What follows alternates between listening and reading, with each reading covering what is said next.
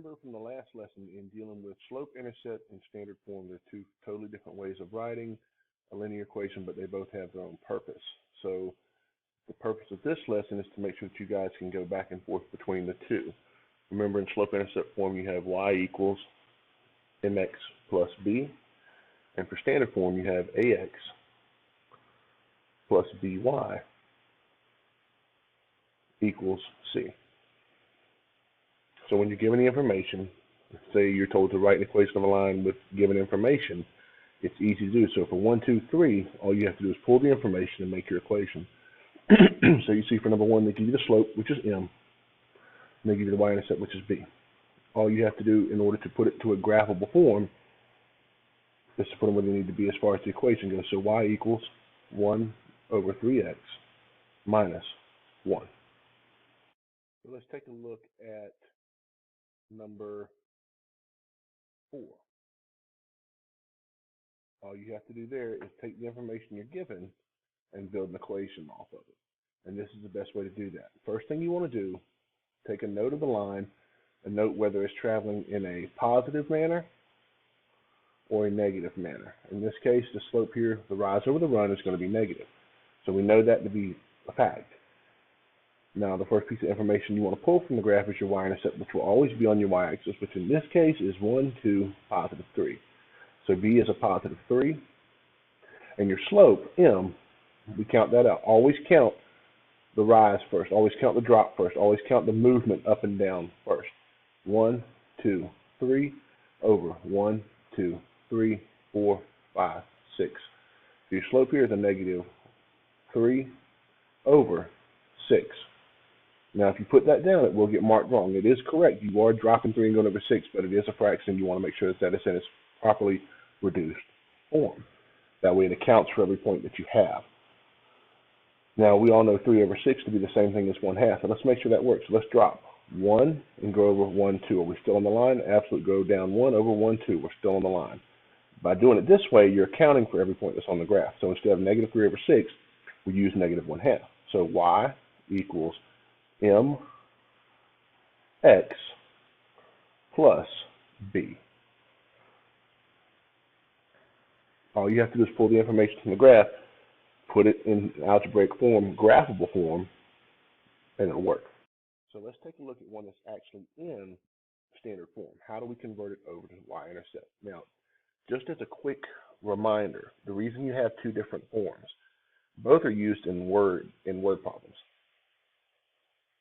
B, when we want to graph, and we use ax plus by equals c, we can graph that. That's more seen for word problems or when you're comparing two different items. And we'll get to that a little bit later. Let's go ahead and convert this over into the proper slope-intercept form, which is y equals mx plus b.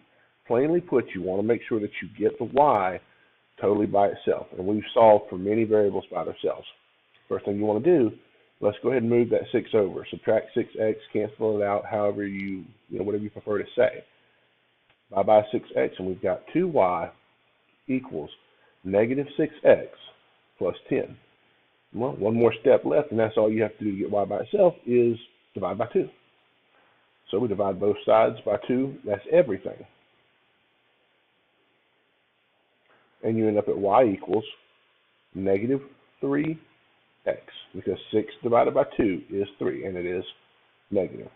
10 divided by 2 is a positive 5. Now it's in proper graphable form. Look at 17. Okay, on 17, what you're looking to do there is put it in slope-intercept form. So you're still trying to get y by itself. So here's how you deal with it. You still want to move the 8x over. It's positive, so we make it negative. We subtract it. So minus 8x minus 8x, we end up at 6y equals a negative 8x plus 12. You always want to make sure, as best you can, that it's in y equals mx plus b form. All right, so now we divide everything by 6, and you really have to pay attention to your negatives and your fractions here. So once you do that, y equals, now 8 over 6, you don't want to leave it that way. You can reduce both top and bottom by 2.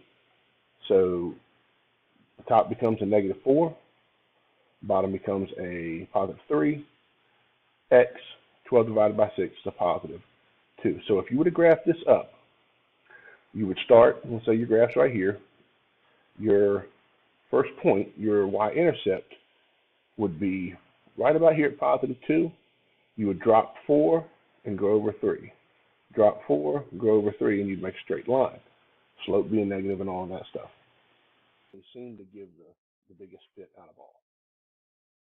So how do you deal with that? Okay, what you need to do, there's 2 or 3 ways you can actually solve this. Here's one of them. Figure out what the actual equation of your line is, and then go from there.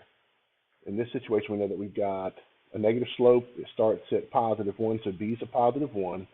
The negative slope, it goes down, looks like down 1, 2, 3, 4, 5, and over 1, 2, 3, from one point to the next. So it looks like M is a negative 5 over 3. You have just enough to build your equation. So y equals negative 5 over 3x plus 1.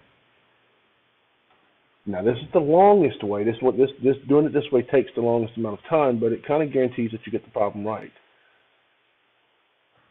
Now you can take each and every one of these and convert them into y equals mx plus b, which,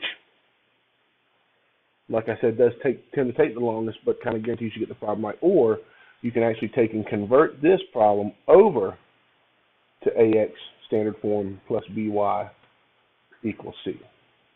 And that's really preference on which one you want to do. But let's take a look. So what we're looking for is a negative slope here and a positive 1. Well, to keep it simple, let's just go ahead and do some converting. Let's take a look at a. If we wanted to get a to look like y equals mx plus b, well, we'd add 5x to begin with, right? Add 5x, add 5x.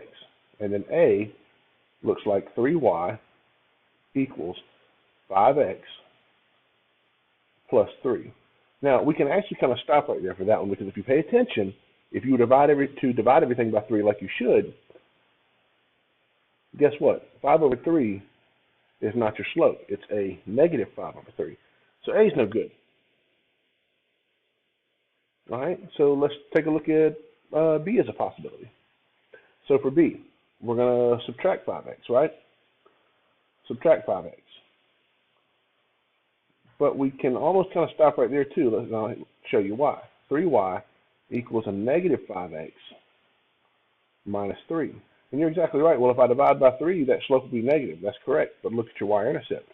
Negative 3 divided by 3, that's going to leave you at a negative 1, which says your y-intercept is right here. And that's not what we have. Not a good option either. Okay, let's look at option C. If we go to convert that one, what we need to do is subtract 5x from both sides. Let's see where that takes us. 3y is equal to negative 5x plus 3. Well, if we divide both sides by 3, that actually takes us where we want to be. So now y is by itself. Negative 5 over 3 is our slope, and 3 divided by 3 is a positive 1. And I believe that's what we were looking for. Y equals negative 5 over 3x. That can't be reduced, but 3 over 3 is a positive 1. So our best answer here is C.